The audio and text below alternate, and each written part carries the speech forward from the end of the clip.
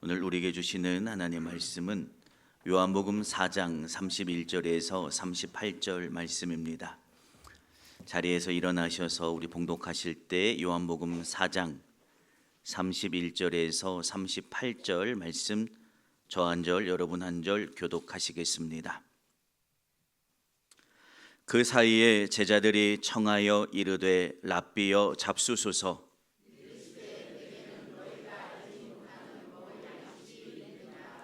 제자들이 서로 말하되 누가 잡수실 것을 갖다 드렸는가 하니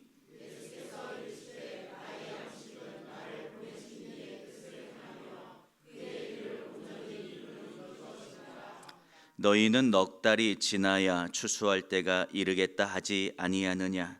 그러나 나는 너희에게 이르노니 너희 눈을 들어 밭을 보라. 희어져 추수하게 되었도다.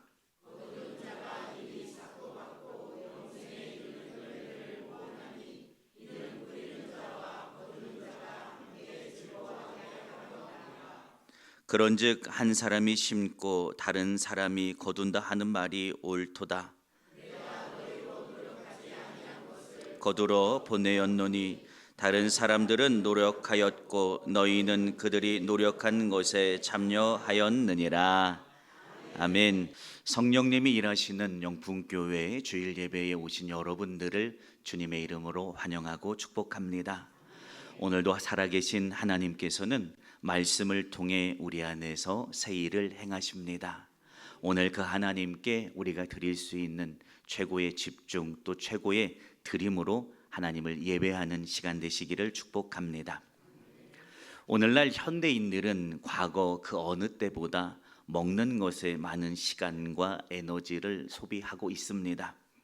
SNS에는 맛집에 가서 나는 뭐를 먹었다라고 하는 것이 넘쳐나고 또 유튜브에는 먹방은 하나의 트렌드가 된 지 이미 오래되었습니다.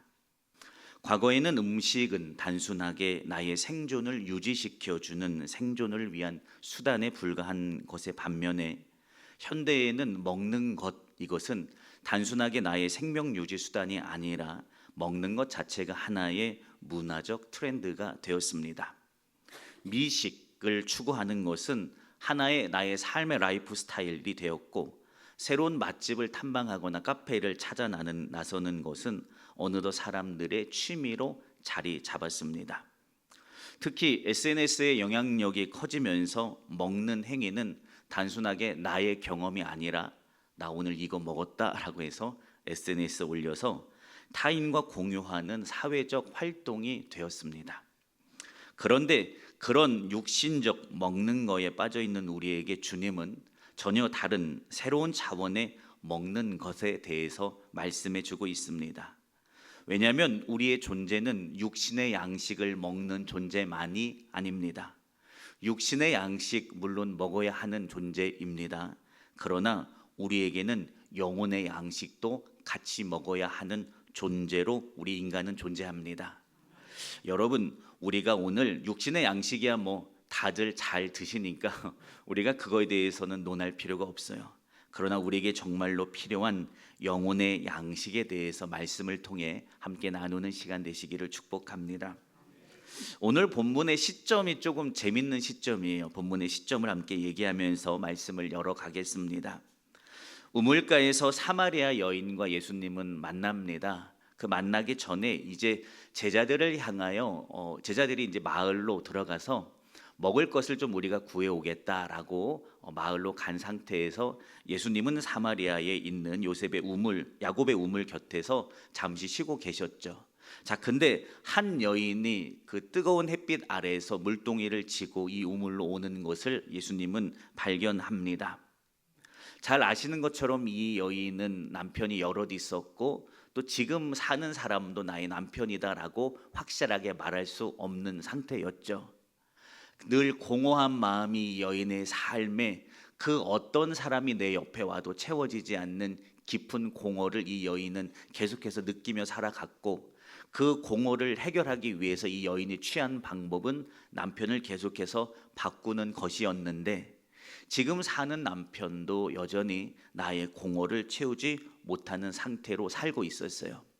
그러니까 사람들의 시선에서 이 여인은 손가락질 당하기 일쑤였고, 그래서 사람들을 기피하고 또 그들이 우물에 물을 길러 오는 일반적인 시간 안에는 절대로 물을 길러 오지 않고, 아무도 우물을 곁에 있지 않은 시간 한낮에 뙤약볕에 물통을 가지고선 우물을 길러 올 수밖에 없는 여인의 삶이었습니다. 제자들은 먹을 것을 구하러 갔고 예수님은 이 여인과 짧은 대화를 나눕니다. 그런데 주님은 그 여인 안에 있는 깊은 공허를 발견해 주시고, 그 공허함은 오직 하나님으로 인하여만 채워질 수 있음을 이 여인에게 알려주십니다. 이 여인은 예수님과의 짧은 대화, 우물가에서 뜻밖의 짧은 대화를 하는 가운데 오늘 나의 인생에 남편이 5이 바뀌어지면서도 채워지지 않았던 그 깊은 공허가 잠깐 짧은 시간의 주님과의 대화 안에서 나의 그 공허가 점점 채워지는 것을 경험해요. 놀라운 일을 경험합니다. 그래서 이 여인이 그곳에서 예수님을 만나고 마을로 달려갔습니다. 내가 예수님을 만났다. 이분이 예수님이 메시아인 것 같다. 당신들도 와서 이분을 만나봐라. 말할 요량으로 마을로 가요. 이 여인에게 사람들은 기피하고 싶은 대상이었어요. 왜냐하면 나의 치부를 다 알고 있었기 때문입니다. 그런데 지금 이 여인이 주님 만나고 나의 공허가 채워지고 나니까 내가 이전에 내 감정이나 상황, 상태 전혀 생각이 안 들고, 내가 예수님 만났어요. 빨리 자랑하고 싶고 다른 사람에게도 이 예수님을 만나도록 얘기하고 싶었어요. 전에는 사람들 앞에 서는 게 너무 싫었어요. 피하고 싶은 순간이었어요. 그런데 그런 마음에 들지 않았어요. 그냥 달려갑니다. 그 달려간 사이에 제자들이 마을에 먹을 것을 가서 구해놓고 와서 예수님에게, 자, 예수님 먹을 것 저희가 구해왔어요. 예수님 더위에 먼 길을 걸어오느라 고생하고 피곤하고 지치니까 이건 먹고 요기하고 힘내서 우리 다시 걸어갑시다 라고 얘기할 때, 주님이 제자들에게, 육신의 양식을 가져온 제자들에게 하시는 말씀이 본문의 전체적인 얘기가 됩니다. 영문을 모른 채로 제자들은 먹을 것을 구해서 예수님 앞에 왔죠. 그러니까 영문을 몰라요. 왜냐하면 여인을 만나고 여인이 마을로 갔다는 사실은 모른 채, 왜냐하면 마을에 먹을 것을 가지러 간 사이에 이미 이 여인은 예수님 만나고 마을로 신나서 간 상태였어요. 제자들은 아무 영문도 모른 채로 열심히 가서 먹을 것을 가지고 와서 예수님께 드렸더니 예수님께서 이렇게 말씀하시는 거예요. 본문 4장 34절에도 나오는데, 나의 양식은 나를 보내신 이의 뜻을 행하며 그의 일을 온전히 이루는 것이다. 얘들아, 오늘 나의 양식이 여기 있어. 이미 양식이 여기 있어 라고 말씀하고 있는 거예요. 여러분, 우리가 매일 먹는 음식보다 더 귀한 양식이 오늘 여기 있습니다. 바로 그것은 우리가 하나님의 뜻 앞에 열려지고 그 뜻을 나의 삶으로 받아들여 내가 그 뜻을 행할 때, 오늘 우리의 삶은 전혀 다른 차원으로 나를 충만하게 하시는 그 양식으로 인하여 충만케 됨을 경험하는 것을 믿기를 축원합니다. 본문은 첫 번째로 3가지로 이야기할 건데, 하나님의 뜻을 행하는 것이 우리를 풍요하게 하는 참된 양식이다라는 것을 말하고 있습니다. 제자들은 예수님께 먹을 것을 구해왔고 또 이 먹을 것을 예수님 좀 드세요 라고 권면하고 있습니다. 그러나 예수님은 제자들에게 나에게는 이미 너희가 알지 못하는 양식이 이미 여기 있다라고 말씀하고 있는 겁니다. 제자들이 의아하죠. 아니, 이 뙤약볕에 우물 곁에 누가 찾아올 것이며, 그리고 우리가 음식을 찾으러 갔다 와서 음식을 구해가지고 왔는데 그 사이에 무슨 양식이 있다는 거지? 그래서 제자들은 이렇게 생각하죠. 누군가 우리가 음식을 구하러 간 사이에 예수님께 양식을 이미 드렸구나 라고 생각을 했습니다. 그러나 주님이 설명해 줍니다. 얘들아, 나의 양식은 오늘 너희가 열심히 가서 구해온 것도 여전히 나의 양식이긴 하지만, 그러나 진정한 나의 양식은 나를 보내신 즉 하나님의 뜻을 행하며 하나님의 일을 온전히 이루는 것이 나의 양식이야 라고 말씀하고 있습니다. 여러분, 이 양식을 드시는 저와 여러분 되시기를 축원합니다. 양식이라는 것은 삶을 유지시켜주는 가장 중요한 요소이잖아요. 그렇죠? 우리 사역자 중에 한 분이 40일 동안 이제 저녁 금식을 하고 있는데 얼마나 양식의 중요성을 깨닫고 있는지 몰라요. 시간이 딱 되면 먹는 것을 멈추고 다시 시간이 딱 되면 먹는 것을 시작하는 그 믿음의 결단을 보면서 옆에서 참 결단의 모습이 대단하다 싶어요. 양식은 그렇잖아요. 삶을 유지시켜주고 힘을 주잖아요. 먹어야 기운 나고 또 먹어야 배가 채워지잖아요. 여러분, 오늘 우리의 인생의 양식은 무엇입니까? 하나님의 뜻을 이루는 것이 우리의 인생의 양식이 될 때 우리가 세상에서 먹는 것을 통해 내가 채워지지 않은 나의 갈증과 공허가 채워지고 또한 사라진 나의 인생의 기쁨과 환희가 채워지는 것을 믿기를 축원합니다. 이 시대, 피로 사회라고도 일컫지만 저는 이 시대를 향하여 기쁨을 상실한 시대라고도 정의하고 싶어요. 많은 사람들이 목적을 향해 가요. 급하게 달려가요. 주변을 바라볼 틈 없이 달려가요. 나를 갈아 넣으면서 목적을 향해 달려가요. 기쁨은 사치 같죠. 사치. 기뻐할 시간이 어디 있어요? 달려가기 바쁜 것이 우리의 인생이 아닙니까? 여러분, 육신의 배고픔은 먹으면 바로 채워지고 해결돼요. 막 배고프다가도 좀 허겁지겁 먹으면 이제 좀 살만하네 라는 마음이 금방 들어요. 근데 하나님의 뜻을 행하는 이 영의 양식은 금방 채워지지 않아요. 그런데 분명하고 신기해요. 내가 하나님의 뜻을 위해 살다 보면 신기하게 나를 채워줘서 전혀 다른 내가 되게 하고 갈증이 사라지고 어느덧 기쁨이 나를 엄습하는 것을 경험하게 되는 것을 믿기를 축원합니다. 우리는 인생을 살아가며 생각합니다. 내가 세상적인 것을 취하면 내가 만족할 거야. 내가 거기 안에서 참 기쁨을 누릴 거야 라고 생각합니다. 그런데 좋은 직장을 얻으면 여러분의 삶이 다 만족이 됩니까? 좋은 집을 얻으면 여러분의 삶이 다 만족됩니까? 좋은 차를 가지면 또 그렇습니까? 아니면 높은 자리에 올라가면 다 만족이 됩니까? 이상하게 그런 것들을 다 채웠는데 뭔가 하나 안 채워지는 공허함이 계속해서 우리 안에 자리 잡고 있는 것을 봅니다. 세상의 것은 나의 감정과 기분은 채울 수 있어요. 그러나 영혼은 결단코 채울 수 없어요. 왜냐하면 성격이 다르기 때문입니다. 반면에 우리가 하나님의 뜻을 행할 때에 우리는 참된 만족을 경험하게 됩니다.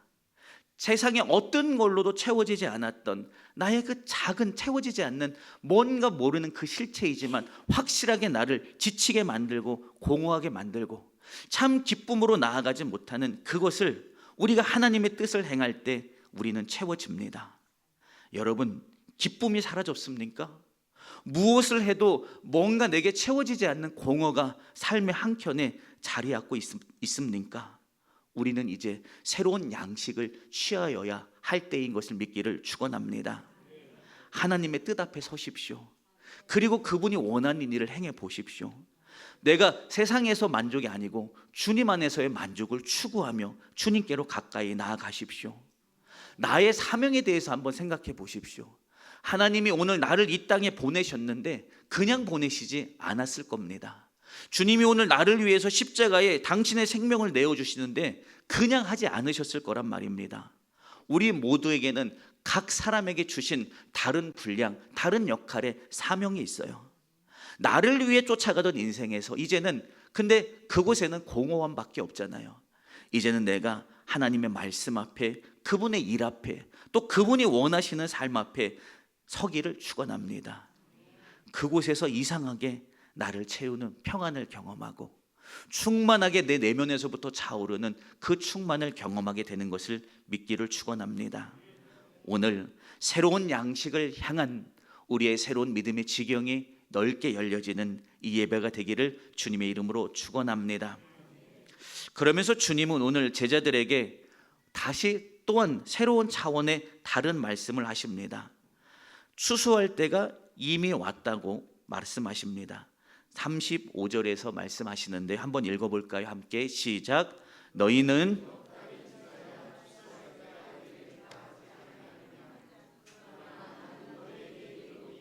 너희 눈을 들어 밭을 보라. 희어져 추수하게 되었도다. 아멘. 오늘 제자들이 지금 예수님과 함께 우물 곁에 서 있는 시기는 학자들에 따르면 대략 12월 정도라고 말합니다. 그런데 실질적으로 유대 사회에서 추수가 시작되는 절기는 6월절이 끝난 후에 4월경부터 실제적인 추수가 시작이 됩니다. 쉽게 말해서 추수 때는 아직 대략 한 4개월 정도 남아 있어요. 그러면 그들의 눈앞에 보이는 것은 무엇입니까? 아직 푸른 빛을 띠고 있는 곡식들만 눈앞에 가득합니다. 주님은 제자들에게 말씀하십니다. 추수 때가 이미 왔다고요. 근데 제자들의 눈에, 그 얘기를 듣고 있는 제자들의 눈에 보이는 것은 주님 아직 아닌데요? 아직 추수 때 아닌데요? 라는 생각만 가득합니다. 왜냐하면 눈앞에는 들판이 파랗거든요. 아직 제자들은 아직 때가 이르지 않았다고 생각했습니다. 근데 주님은 아니야, 지금이 바로 그때야 라고 말하고 있습니다. 제자들의 눈엔 보이지 않는데 주님은 밝히 보고 말씀하십니다. 지금이래요. 여러분, 지금이에요. 우리의 신앙에 생각하잖아요. 주님, 내가 아직은 익지 않았어요. 내가 아직은 당신에게 온 삶을 내어드릴 때 아니고, 내가 아직은 나를 위해서 좀 더 많은 시간을 쓰고 나를 위해 좀 더 열심히 살아가야 할 때고, 주님, 내가 지금 복음을 전할 때가 아니라 지금은 나를 위해서 살아가고 내가 조금 높아지고 내가 시간도 넉넉해지고 물질이 많으면 그러면 내가 주를 위해서 살겠습니다 라고 하면서 주님을 위해 나아가야 할 때를 우리의 인생에서 계속해서 지연시켜 놓고 또는 미룰 수 있을 만큼 미뤄 놓을 때가 참 많이 있어요. 여러분, 근데 주님은 오늘 우리에게 분명하게 말씀하십니다. 야, 지금이야. 지금이 너가 나에게 가까이 올 때고, 지금이 기도할 때고, 지금이 예배할 때고, 지금이 너의 삶을 딛고 내게로 나와서 나를 위해서 전심으로 행하여야 할 때야 라고 말씀하십니다. 여러분, 하나님께서 기뻐하시는 일을 양식 삼는 것을, 내가 주를 위해 맡겨진 삶에 순종하는 것을 내일로 미루는 것이 아니라 오늘 여기서 저와 여러분이 한 마음과 한 뜻되어 시작하는 은혜가 있기를 주님의 이름으로 축원합니다. 여러분, 지금이에요. 결단을 미루지 마시고 기도를 미루지 마시고 또 하나님께 가까이 나아가겠다는 감동을 미루지 마세요. 지금이 가장 좋을 때예요. 지금 하나님 앞에 새로운 영의 양식을 위해서 온 마음 다하여 가까이 서는 저와 여러분 되기를 주님의 이름으로 축원합니다. 그러면서 한마디 더 말씀하십니다. 눈을 들어 밭을 보라. 희어져 추수하게 되었다. 그러면서 한마디 더 하십니다. 거두는 자가 이미 삭도 받았다. 지금 우리가 사는 이 시대를 여러분 한번 돌아보십시오. 우리의 삶에서 조금만 눈을 돌려 주변을 바라보면 정말로 많은 사람들이 진리를 찾지 못하고 그들의 인생의 무게에 짓눌려 나의 마음, 내가 아픈 줄도 모르고 내가 상한 줄도 모르고 나의 목적을 향해 아픈 채로 상한 채로 달려가고 있는 많은 사람들과 만납니다. 또한 팬데믹으로 인하여 아직도 주저앉아 있던 사람들이 주변에 너무 많이 있어요. 내가 열심히 신앙생활을 했었는데 코로나 이후로 내가 가야 하는데 그거 아는데 내가 못 가고 있습니다 말하는 사람들이 참 많이 만나요. 가야 할 것을 알아요. 내가 믿어야 할 것도 알고 하나님 앞에 더 가까이 나아가야 하는 걸 너무나 잘 알아요. 그런데 공백의 시간이 길다 보니까 어떻게 가야 할지 몰라요. 누가 나에게 와서 나의 손을 이끌고 좀 갔으면 좋겠는데 돌아갈 길을 몰라요.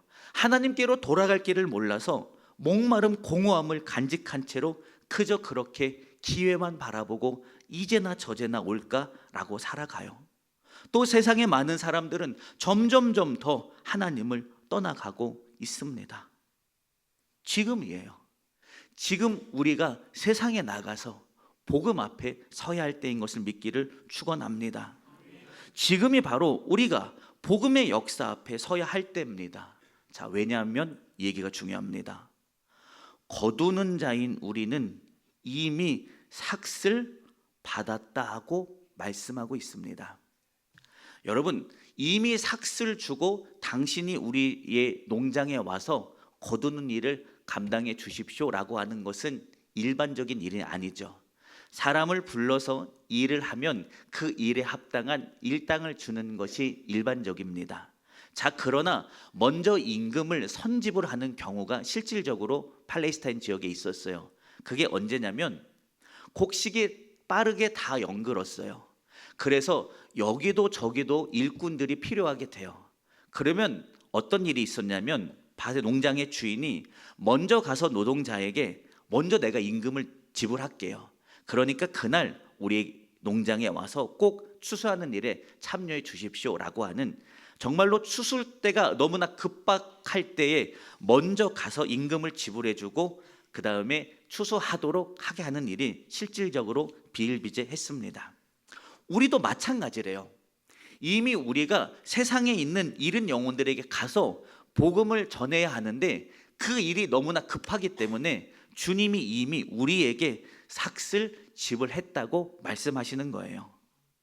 받은 게 있으십니까? 이미 우리가 받았어요. 구원의 값을 받았어요. 근데 구원의 값이 값없이 우리가 치르지 아니한 값으로 구원이 이루어졌잖아요. 근데 값이 안 치러진 게 아니에요. 우리가 생각 잘해야 해요. 예수님이 당신의 생명 값을 십자가에서 치러내신 거예요. 내가 안 치렀을 뿐이에요. 하나님은 기억하고 계신 거예요. 오늘 너의 구원을 위하여 내 아들의 피의 값을 나는 너를 위하여 지불하였노라. 그랬기 때문에 너가 지불하지 않고 있는 거다. 나는 이미 너를 위하여 값을 지불하였다. 오늘 우리의 삭시 지불됐어요. 어떤 삭시입니까? 가서 잃은 영혼들에게 예수 복음을 전할 그 값이 이미 십자가에서 지불되었어요. 여러분, 그래서 우리가 지불된 값을 치러야 할 때가 이제 도래한 것입니다. 여러분, 거저하는 거 아니에요. 이미 넘치는 값, 너무 많은 값을 우리가 이미 받았어요. 그래서 그 값을 이제 세상에 나가서 예수님 자랑하고 권면함으로 치러야 할 때가 시작됐습니다. 여러분, 마음이 무거워지죠? 그러나 무거워하지 말아야 할 이유가 여기 있습니다. 36절부터 38절까지 우리 천천히 한번 봉독해 보겠습니다. 띄워주십시오. 시작. 거두는 자가 이미 삭슬 영생에 이르는 열매를 모으나니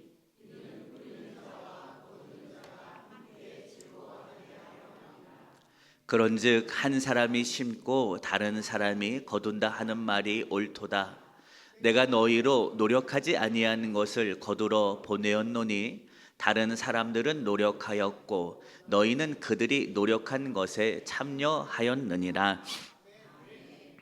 말씀이 조금 특이하죠. 우리의 이 농사와 같은 내 밭에 내가 심을 때 그리고 자랄 때 거둘 때를 우리는 다 내가 하죠. 내가 심잖아요, 그렇죠? 그리고 내가 자라게 하도록 가꾸죠. 그리고 내가 가서 거두잖아요. 그런데 오늘 하나님의 추수의 일은 혼자 하지 않는데요. 누군가는 씨를 뿌리는 일을 하고 누군가는 물을 주는 일을 하고 누군가는 열매를 거두는 일을 한대요. 그런데 이게 모두가 동시에 일어나요. 자, 우리의 1년 농사는 봄에 가서 이제 준비하시고 계시죠. 씨를 뿌리고 여름 내내 잘 가꾸고 가을에 거두어요. 그러면 씨를 뿌릴 때는 다 씨만 뿌려야 하잖아요, 시기가. 그리고 여름 내에 잘 가꾸면서 자라게 해야 되고 가을 거둘 때는 다 거두기만 해요. 근데 하나님 나라의 역사는 1년 농사가 아니에요.